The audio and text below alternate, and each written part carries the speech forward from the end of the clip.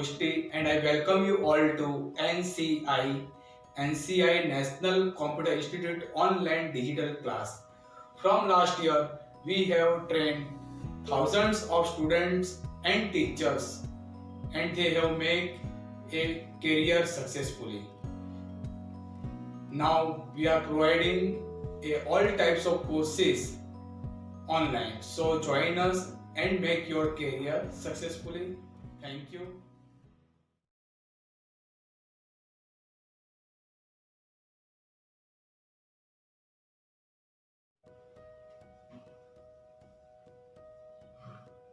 Good morning everyone.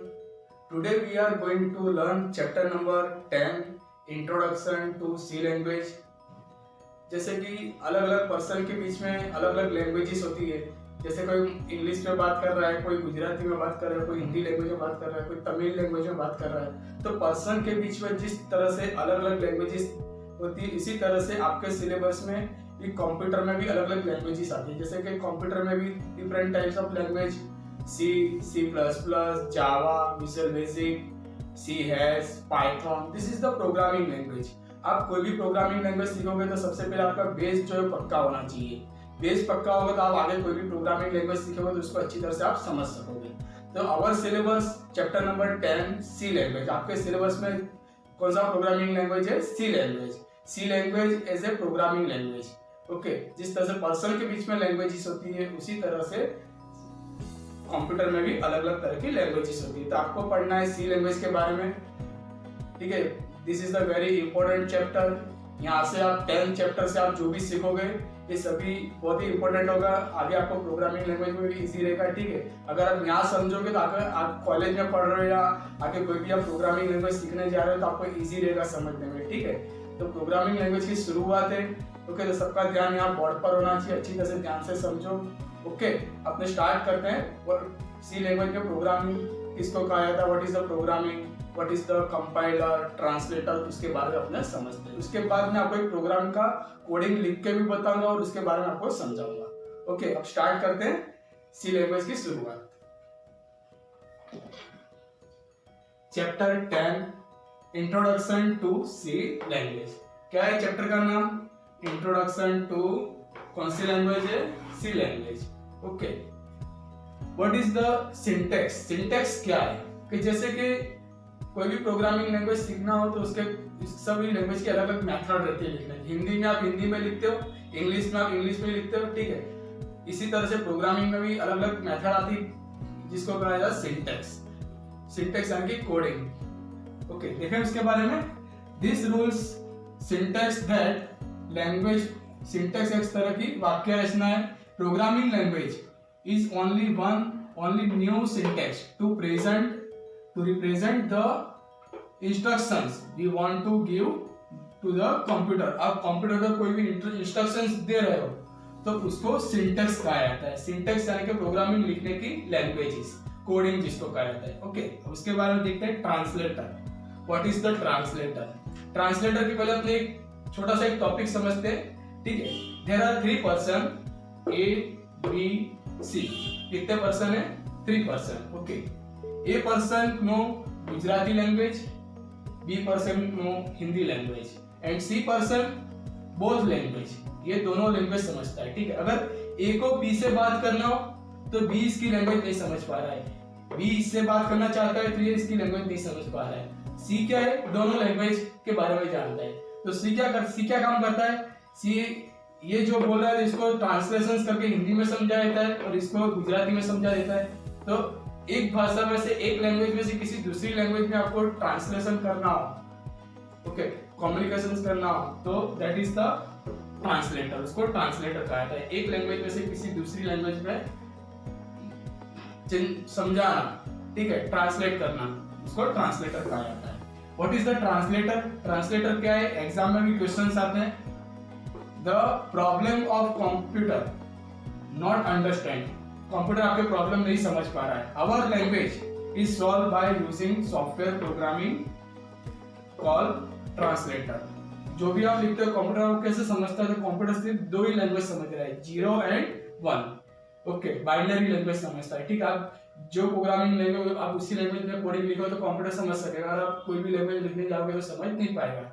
Okay, तो computer अपनी भाषा नहीं समझता, उसको उसकी भाषा में प्रोग्रामिंग करना पड़ता है, जिसको कहा जाता है सॉफ्टवेयर प्रोग्राम, जिसे कहा जाता है translator. Okay, translator is known as a compiler.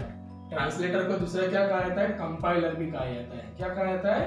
Compiler. Translator is a compiler. Okay, तो ये थोड़ा थियरी है। आपके सामने मैंने एक आउटपुट ड्रॉ करके रखा हुआ है।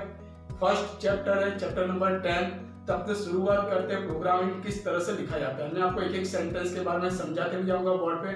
ओके, तो ये था थियरी का पार्ट, आपने प्रोग्रामिंग समझते हैं। ठीक है, आपको एग्जाम में इस तरह से आउटपुट दिया जाता है, तो ये आउटपुट लाने के लिए आपको कोडिंग किस तरह से लिखना है, आपको कोडिंग किस तरह से आप टाइप करोगे कंप्यूटर में, तो उसके बारे में देखते हैं। अभी आपको 2-3 प्रोग्राम में लिख के समझा दे रहा हूँ, ठीक है, फिर आपको कंप्यूटर का प्रैक्टिकल भी बताऊंगा। तो प्रोग्रामिंग में सबसे बेस्ट क्या है कि सबसे पहले आपको लिखते आना चाहिए, लिखने की प्रैक्टिस होनी चाहिए। अगर आपकी लिखने की प्रैक्टिस होगी तो आपका प्रोग्रामिंग और अच्छी तरह से आप प्रैक्टिस कर सकोगे। एक लिखने की और एक प्रैक्टिकल करो, ठीक है, उसी को आप बिना लिखे प्रैक्टिकल करो तो अच्छी तरह से बेटर आप प्रोग्रामर बन सकते हो। ओके, तो प्रोग्रामर बनना हो तो उसका बेस है सी लैंग्वेज। आप नसीबदार हो कि आपके सिलेबस में सी लैंग्वेज है, ठीक है। कई लोग कोर्स सी लैंग्वेज सीखने के लिए बाहर कोर्सेज भी करते हैं, ठीक है। तो आपको ये बराबर ध्यान से सीखो, इससे आगे आप कोई भी लैंग्वेज सीखो तो उसमें आपको इजी रहेगा। ओके, तो अपने स्टार्ट करते हैं प्रोग्रामिंग किस तरह से करना है।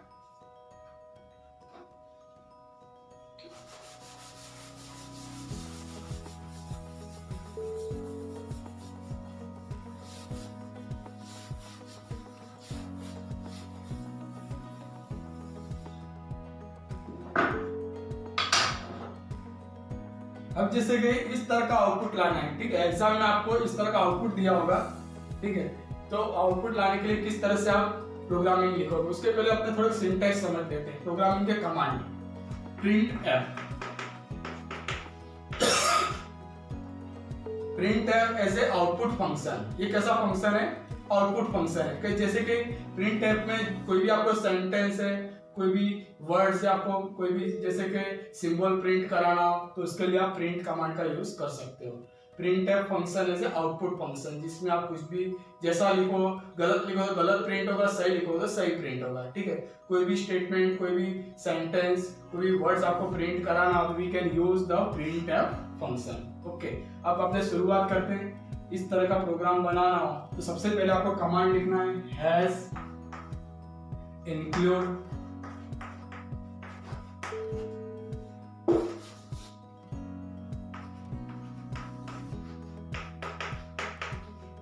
has include stdir.h, has include stdir.h।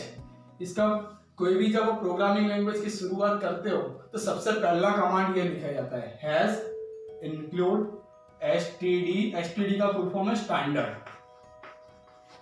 इसको क्या कहा जाता है? Standard.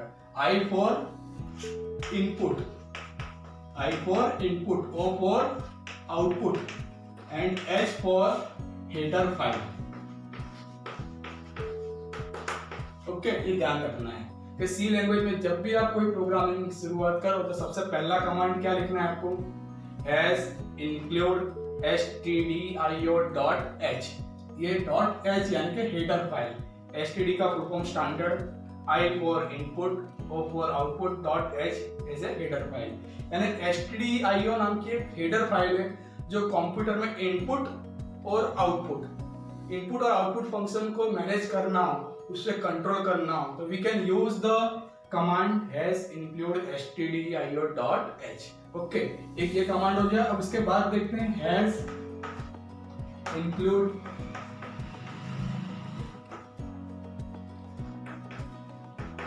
conio.h, conio.h, conio.h। conio ने जिसको कहा कांस्टेंट, इसको क्या कहा जाता है? Constant. I for input, O for output। Okay, constant input output header file. ये जो stdio.h इसका एक्सटेंशन क्या है? .h यानी कि हेडर फाइल जिसको कहा जाता है। ये जितनी भी लाइब्रेरी है stdio.h है, conio.h है, this is the library. Okay, ये सभी लाइब्रेरी फंक्शन है, ठीक है। तो कांस्टेंट CONIO का full form constant input output dot h ऐसे हेडर फाइल। ये नेक्स्ट कमांड हुआ। ओके, इसके बाद आपको ये कमांड लिखना है। ये कमांड क्या काम करेगा कि जैसे कि आपको फाइल में जो भी आप डेटा इनपुट कर रहे हो उसको रीड कराना हो, ठीक है, तो रीड कराने के लिए we can use conio dot h। Next command void main। void main is a very important part of the C language। आपको मैं थोड़ा आगे का याद करा दूं कि आपने HTML का प्रोग्राम सीखा था, ठीक है, तो HTML प्रोग्राम में सबसे पहला कमांड आप क्या लिखते थे? HTML टाइप करते थे, है ना, कोई भी वेब पेज पर सबसे पहले क्या लिखते थे आप? HTML लिखते थे। उसके बाद बॉडी टैग आता था, body as a main part. इसी तरह से सी लैंग्वेज में void main as a main part of the C language. C language का मेन पार्ट क्या है? void main। ओके, यहाँ से प्रोग्रामिंग का जो भी आपको इनपुट आउटपुट कराना हो यहाँ से शुरुआत होती है। उसके बाद opening bracket, curly bracket use करना है इस तरह से। Okay, void main as a main part of C language. अब ये जो आपको प्रिंट करना है, ठीक है, इस तरह का आउटपुट लाना है, ये लाइन प्रिंट करनी है, ये वाली। ओके, तो सबसे पहला कमांड अपने लिखेंगे, इसके पहले अपने कमांड लिख लेते CLR SCR opening and closing bracket and semicolon. CLR SCR का फुल फॉर्म है क्लियर स्क्रीन। क्या है इसका फुल फॉर्म? Clear screen. जब आप प्रोग्राम को रन करते हो तो रन करने के बाद उसका आउटपुट, पहले जब किसी ने प्रोग्राम बनाया और उसका आउटपुट रफ हो जाना चाहिए और आपका आउटपुट आना चाहिए, तो रफ करने के लिए आपको क्या करना है? CLR SCR फंक्शन यूज करना है। एक बात ध्यान रखना है कि C language is a case sensitive language. एक ऐसी लैंग्वेज है केस सेंसिटिव, यानी कि इसमें जो कमांड है, फंक्शन है, वो स्मॉल में लिखना है। ओके, जो कैपिटल्स को कैपिटल, कमांड जो हमेशा स्मॉल लेटर्स में लिखना है। ओके, कमांड लिखने में मिस्टेक नहीं होना चाहिए। CLR SCR इसका कमांड है क्लियर स्क्रीन, तो स्मॉल में लिखना है। ओके, अब ये लाइन प्रिंट कराने के लिए we can use command print f। कौन सा कमांड यूज करना है? Print f। ओके, उसके बाद opening bracket, inverted comma, opening bracket और इन्वर्टेड कॉमा। ये जैसे यहाँ दिख रहा है इसी तरह से आपको टाइप करना है, स्टार की साइन। ओके, 4 5 जितने स्टार हो, एक आध दो कम ज्यादा उसका कोई प्रॉब्लम नहीं है। ओके, यहाँ पे ये जो इन्वर्टेड कॉमा की शुरुआत करी, इसको यहाँ पे बंद करना है, क्लोज करना है, और ये जो ब्रैकेट यहाँ स्टार्ट करा उसको लास्ट में यहाँ क्लोज करना है। ओके, तो इस तरह से लास्ट में सेमीकोलन लगा के आपको क्लोज करना है। कौन सा साइन यूज करना है? सेमीकोलन। ओके, अब उसके बाद देखते हैं ये लाइन प्रिंट हो गया, ठीक है। अब दूसरा लाइन प्रिंट करना है, ये वाला। ओके, तो इसके लिए फिर से आप लिखोगे प्रिंट f। अब दूसरी लाइन में आपको सेंटेंस प्रिंट करना है, ठीक है, तो उसके लिए /n यूज करना है। कौन सा साइन यूज करना है? /n यानी कि न्यू लाइन। /n को क्या कहते हैं? New line. कोई भी सेंटेंस को आपको एक के बाद एक लाइन में आपको डिस्प्ले कराना हो, प्रिंट कराना हो, तो उसके लिए /n का यूज करना है। प्रिंटफ कमांड पता चला, प्रिंटफ प्रिंट करने के लिए। ओके, फिर यहाँ पे आपको इसके ऐसे स्टार ड्रॉ करना है, फिर यहाँ पे इमेज लिखना है, जैसा यहाँ लिखा है ऐसे आपको टाइप करना है। ओके, फिर यहाँ इन्वर्टेड कॉमा ब्रैकेट कंप्लीट। खाली ध्यान क्या रखना है, प्रिंटफ में आपको इस तरह से ब्रैकेट के अंदर जैसा यहाँ लिखा है ऐसे आपको प्रिंट करना है, खाली कमांड आपको लिखना है। ओके, अब दूसरा देखते हैं प्रिंटफ, ये वाली लाइन। ओके, /n क्या लिखा हुआ है? English school.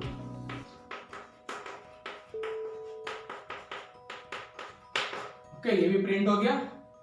अब उसके बाद ये वाली लाइन प्रिंट करनी है ना, तो फिर से आप क्या करोगे? Printf, we can use printf command /n किसके लिए? To create a new line. आपको न्यू लाइन में कोई भी सेंटेंस प्रिंट करना होगा /n लिखना है। अगर मैं /n नहीं लिखूंगा तो क्या होगा? ये जो सारे सेंटेंस है वो एक ही लाइन में प्रिंट हो जाएंगे। क्या होगा? एक ही लाइन में प्रिंट हो जाएगा। एक के बाद एक लाइन में प्रिंट कराना हो तो इसलिए /n लिखना है।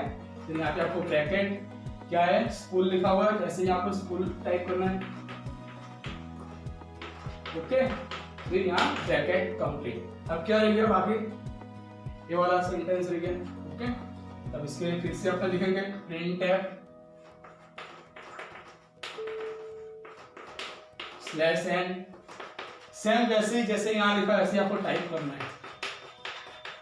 पर इतना ध्यान रखना है कि यहाँ लास्ट में सेमीकोलन, ये जो ब्रैकेट ओपन करा उसको क्लोज करना है, इन्वर्टेड कॉमा को क्लोज करना है, सेमीकोलन करना है, और ये प्रिंटफ कमांड में मिस्टेक नहीं होना चाहिए। ओके, इससे आगे कुछ है नहीं है।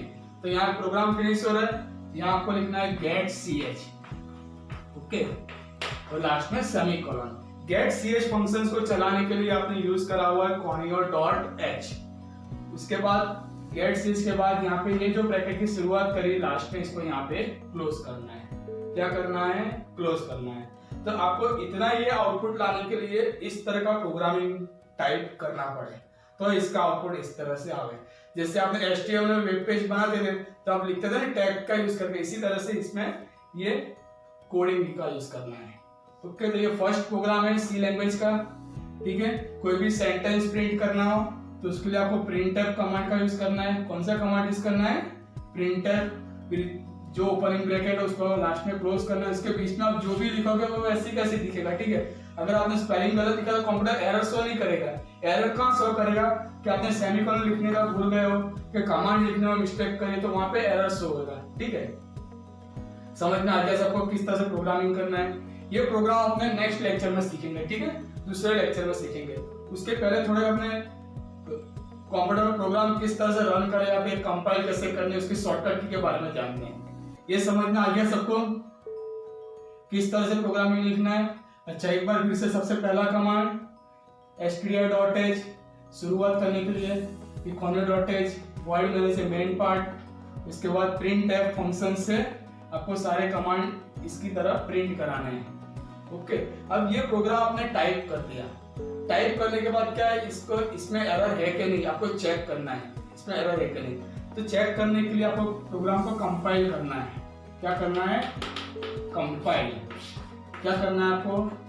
कंपाइल करने से क्या होगा, कंप्यूटर उसको मशीन लैंग्वेज में कन्वर्ट करेगा। जैसे पर्सन के बीच में लैंग्वेज होती है ना, कंप्यूटर अपनी भाषा नहीं समझेगा। आप उसको कंपाइल करोगे तो कंप्यूटर मशीन लैंग्वेज उसको कन्वर्ट करेगा। उसमें अगर कोई भी एरर नहीं होगा तो आपको 0 एरर लिखा हुआ बताएगा। ठीक है, अगर एरर 0 है तो आपके प्रोग्राम में मिस्टेक नहीं है। ओके, अब जैसे कि आपने यहाँ सेमीकोलन लिखने का भूल गए, फिर आप कंपाइल कर रहे हो। ठीक है, तो कंपाइल कर रहे हो तो उसमें एरर आ रहा है सेमीकोलन मिसिंग। सेमीकोलन मिसिंग का मतलब क्या हुआ कि आपने कहीं सेमीकोलन लिखने का आपका रह गया है। तो आपको पहले प्रोग्राम चेक करना पड़ेगा कहाँ पे एरर है, और वहां जाके आपको सेमीकोलन कंप्लीट करना है इस तरह से।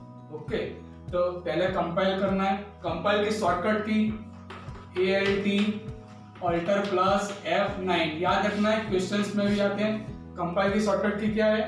Alter plus F9। ओके, उसके बाद जो है कंपाइल होने के बाद प्रोग्राम का आउटपुट आपको देखना है ना इस तरह से, तो उसके लिए रन करना है। क्या करना है? रन। तो रन की शॉर्टकट की control plus F9। Control plus F9 से क्या होगा, प्रोग्राम रन होगा। ठीक है, तो आपके सामने इस तरह का ये आउटपुट स्क्रीन पे आ जाएगा। ठीक है, तो ये पहला प्रोग्राम है। आपको घर पे बैठ के इस तरह से आपके हिसाब से कोई भी एक आउटपुट बनाओ, आपके जो भी आपको अच्छा लगे। आउटपुट बनाने के बाद आपको इस तरह से प्रोग्राम लिखने की प्रैक्टिस करनी है। अगर आपको अच्छा प्रोग्रामर बनना है, अच्छी प्रोग्रामिंग आगे आपको फ्यूचर सुधारना है, आपको फ्यूचर में कुछ प्रोग्रामिंग में सॉफ्टवेयर इंजीनियर के बनना है, तो आपको बेसिक प्रोग्रामिंग लैंग्वेज अच्छी तरह से आनी चाहिए। ऐसा जरूरी नहीं है कि सॉफ्टवेयर इंजीनियर की काम में, अगर आप ये सीखे होगे तो आपको कोई भी ऑफिशियली वर्क है या कोई भी जगह पे जाओगे तो आपको इजी रहेगा। कोई भी प्रोग्रामिंग लैंग्वेज आप इजीली वर्क कर सकोगे। ठीक है, कोई भी लैंग्वेज आप समझ सकोगे।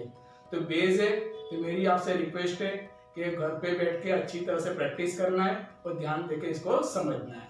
ओके, तो we will continue next lecture. तो नेक्स्ट लेक्चर में मिलेंगे, दूसरा प्रोग्राम, अच्छा प्रोग्राम बनाएंगे, है ना। तब तक के लिए आप इसकी प्रैक्टिस करोगे। Okay, bye.